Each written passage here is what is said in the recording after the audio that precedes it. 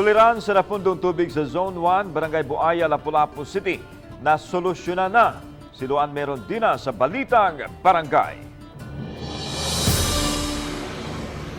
Agosto 23, unang gipadangat sa RTV Balitang Bisdak ang suliran sa napundong tubig daplin sa karsada sa mga residente sa Zone 1 Barangay Buaya. Gawas nga nangalisbo na ang kabaho, delikado usab kini sa panglawas sa mga mulupyo sa dapit.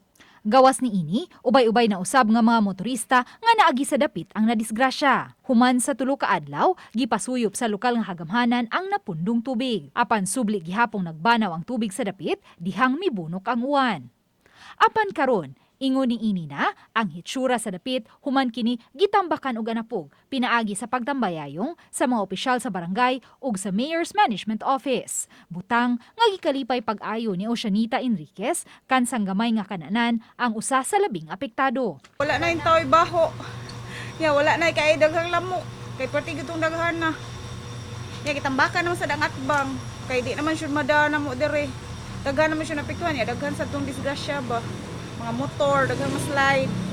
Karon ka na, ang nagagas diha, napamagyapoy tubig pero murag leaking na siya sa kuan, kanang sa MC. Gisugdan kini pagtrabaho sa miaging buwan sa Oktubre. Human matambaki ang lupa nga dapit, wala na masinati pa ang nanimaho nga gikan sa napundo nga tubig. Pasalamat sa mininyo kay inyo migari na na-actionan sa dayon nila ba.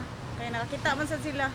Uban ni Marlon Melgazo, ug Rod Prado, Luan Marondina, Balitang Bisdak.